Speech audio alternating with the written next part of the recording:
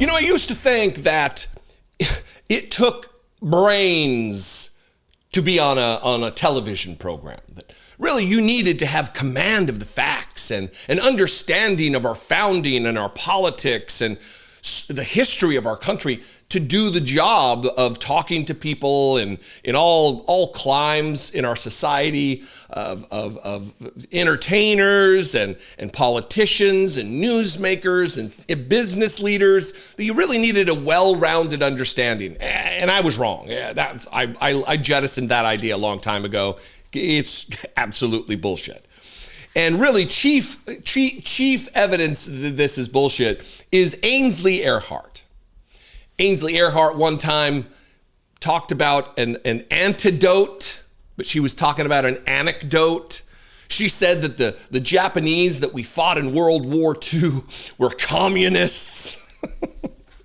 She had this little ditty that I always like to break out when I talk about Ainsley Earhardt, where she bemoaned taking care of the minority. What about the majority? I'm so tired of taking care of the minority. I do want to say that it is because we protect the rights of the minority, and listen, we have separation of church and state in this country. What about the majority? Okay, I'm so tired of protecting the minority. What about the majority? Okay, I'm so tired of protecting the minority. That Ainsley Earhardt, all right? We're talking about her. And yesterday, I think maybe it was this morning, but I think it was yesterday on Fox and Friends, Steve Doocy,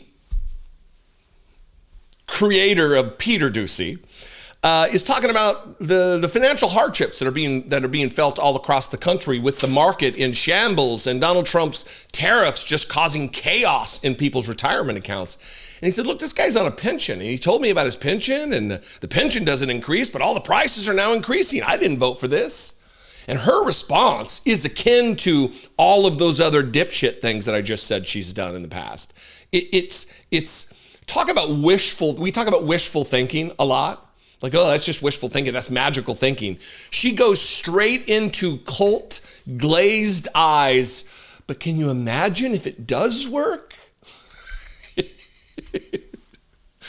And then I want you to pay attention to that. But also, don't pay attention to Steve Doocy when he's talking. Don't look at Steve Doocy. I mean, dart back and forth. But really focus on Brian Kilmeade in this clip. It's like a fucking hostage video. I mean, I would expect him to be holding up the New York Times for proof of life on the day with his just sunken, morose look on his face.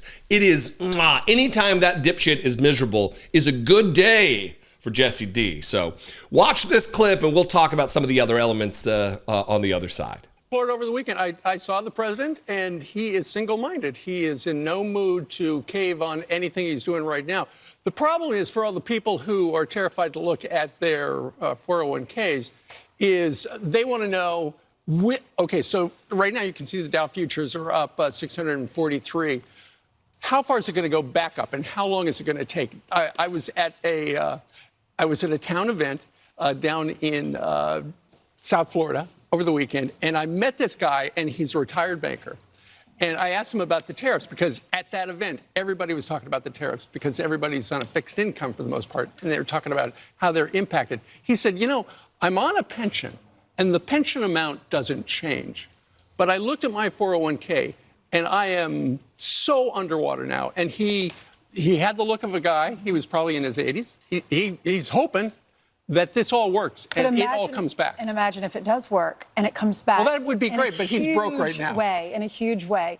Well, he probably has other money coming in, right? Is he just relying on that? Okay. So, but Trump did say, we need to be strong, we need to be courageous, and we need to be patient. Just let him do his thing. And he said he's not considering the pause on tariffs, because remember Bill Ackman, you were talking about that yesterday, said he should consider that 90-day timeout. Yeah. He said he's not going to do that. In fact, he's doubling down on China. China has these retaliatory tariffs, and he said if you don't get rid of those, then I'm going to tariff you another 50%. So that could be as much as 104%. Right.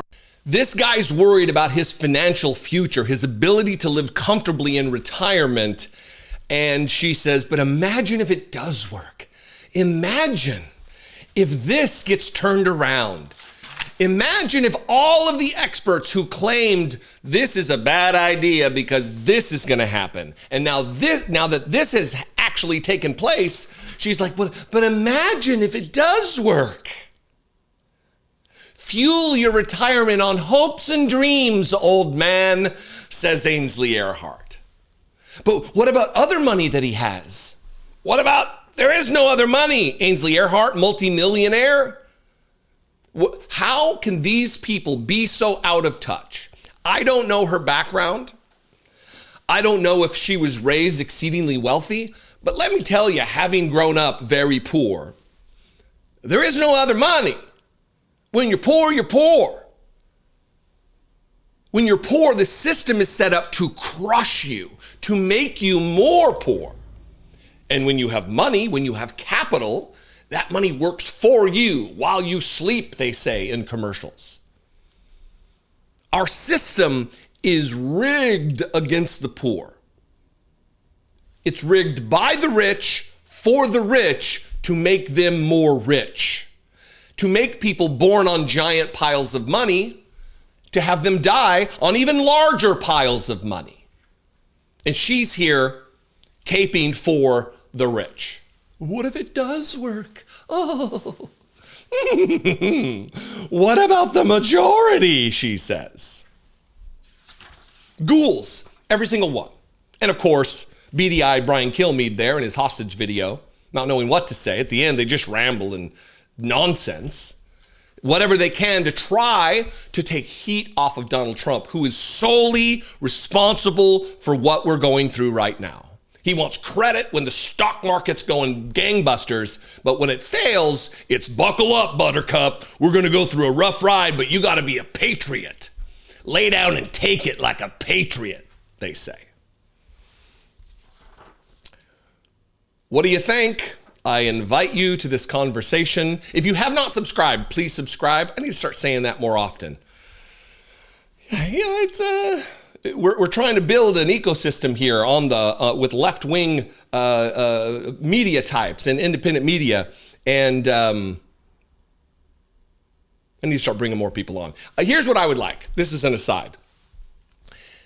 Comment below or email me or send me a voicemail of someone you'd like me to have on the show. A smaller creator. I don't want to hear about having David Pakman on. David's doing great. We've had him on to talk about his book. I'm talking about people we need to lift up. A rising tide lifts all boats, and I want to help be part of that rising tide. So give me some heads up on some people that you would like me to have on to signal boost their content. It would be great if they were black or female, not just straight white men who dominate this space. That is what I would love to do, and I'd love you to help me. Anyway, you can do so by commenting below. You can also call the voicemail line, 714-576-4054. And of course, as always, you can email me daily at dollemore.com. On the note of supporting independent media, if you have an extra $2 a month, if it's extra and you could throw it out the window, and you'd like to help support this on a monthly basis, please do. Not if you're on a fixed income. I do not want your money if it is painful or sacrificial in any way. Take care of yourself. That is what's most important, especially in these times. If you're giving right now as a channel member and it's painful to do so, turn off your channel membership. Please, please. But if you have $2 extra a month, become a channel member, click the join button below, or go to my Patreon page, patreon.com/IDoubtIt podcast. I love and appreciate you very much. I'll see you next time. Until then, be genuine and take care of one another.